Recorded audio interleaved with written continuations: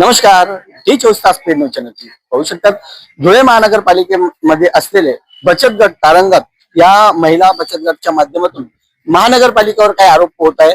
आज आपण त्यांना काही प्रश्न विचारत आहे. काय सांगणार तुम्ही? आज तुम्ही सांगतात की या ठिकाणी तुमच्या माध्यमातून भ्रष्टाचार झाला. नेमकं तुम्हाला हे कसं कळालं? आणि आज तुम्ही या पत्रकार परिषदेमध्ये देखील सांगितलं की एका वृत्तपत्रामध्ये वाचल्यानंतर आलं. इतके दिवस तुम्ही काय करत होते? आम्ही आमचा लढा चालू होता शासनाशी आणि पुरावे गोळा करत होतो आणि ह्या संदर्भात सगळं प्रशासनाला आम्ही मुंबई संचालनालयाला, नाशिकला आणि कलेक्टर ऑफिसला सगळे पुरावे वेळोवेळी दिलेले. आम्ही सगळ्या महिलांनी हा प्रकार उघडकीस आलेला आहे. शासनाचा निधी हा गरीब महिलांसाठी सक्षम करण्यासाठी आला असून किती निधी होता? 50-60 लाख साधारण 50 ते 60 लाख रुपये हा निधी होता. तरी काय सांगणार तुमच्या बचत गट मध्ये किती महिला आहे? किती महिला? 11 महिला आहे. 11 महिला आहे. हा कधी स्थापन झाला? 2017. 2017 मध्ये हा जो बचत गट हा स्थापन झाला होता. तरी काय सांगणार आपण? आज सामाजिक कार्य करतायत, काय सांगणार? अशी भूमिका या ठिकाणी होते. काय तुमची प्रतिक्रिया असेल थोडक्यात?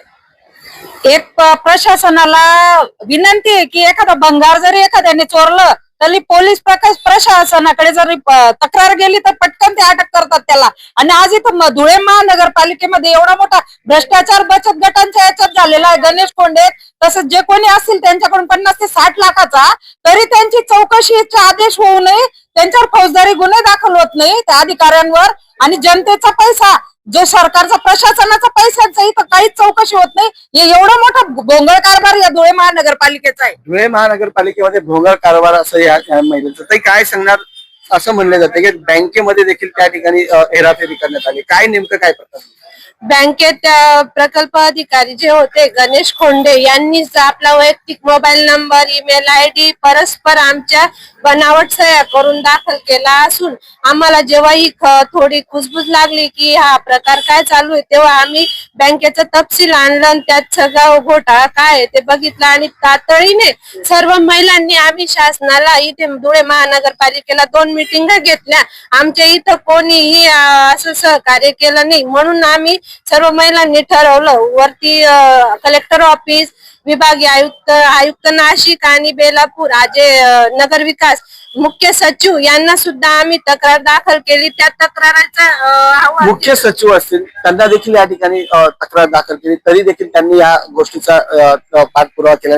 नेमकं तुम्ही जर म्हणतात, पण ज्या वेळेस एखादी गोष्ट होते त्या ठिकाणी पाठपुरावा होतो, असाच पाठपुरावा होत नाही, हेराफेरी देखील अशी होत नाही. कुठेतरी पाणी मुरतंय का? काय सांगणार त्यामध्ये? काय सांगणार? इथं त्या प्रकल्प गणेश खोंडे यांना सहकार्य करणारेच मनपाचे अधिकारी आहेत. कोण आहे मनपाचे अधिकारी? नाव काय? आयुक्त, उपायुक्त यांच्या नाव काय? नाव आयुक्त, उपायुक्त दरवर्षाप्रमाणे आयुक्त बदलत जातात. आता नाव काय? त्यावेळेस दगडे मॅडम होत्या आणि शोभा भाविस्कर मॅडम होत्या.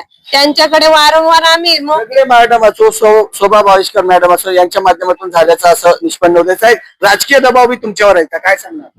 नाही, राजकीय दबाव नाही, पण आम्हाला असा अननोन नंबर वरून फोन येतो आणि तुम्ही राजीनामे ठेवा अन्यथा तुमचं बरं वाईट होईल असं आम्हाला नंबर वरून यांना फोन येतो आणि त्यांना धमकवलं जातं असं देखील त्यांचं यामध्ये. तर काय सांगणार नेमकी? आम्ही धुळे देवपूर पोलीस स्टेशनला मी 9/9/2025 तेव्हा तक्रार दाखल केली आहे. तुमची आता पुढची भूमिका काय असणार आहे आणि नेमकं तुमचं हा जे प्रकरणाच्या संदर्भात काय प्रतिक्रिया? आमची एकच मागणी आहे, गुन्हेगाराला शिक्षा व्हावी आणि महिलांना न्याय मिळावा. महिलांना सक्षम करण्यासाठी जो निधी आलेला आहे तो वसूल करण्यात यावा मनपाकडनं. आणि हे धुळे शहर जे गरीब महिलांसाठी जो निधी येतो त्यांना हा वाटप करण्यात यावा. आम्हाला इथे कोणत्याही प्रकारचं मानधन किंवा पगार नसून आम्ही सेवेभावाने इथं काम करत आहोत, तरीही महिलांची दिशाभूल करून आज आमची फसवणूक करण्यात येत आहे. आम्ही गेल्या 10 महिन्यापासून मुंबई, नाशिक आणि कलेक्टर ऑफिस बघू शकतात या ठिकाणी महिलांची फसवणूक करण्यात येत आहे. हे संपूर्ण बचत गटचे जे महिला आहेत त्या ठिकाणी उपस्थित आहे.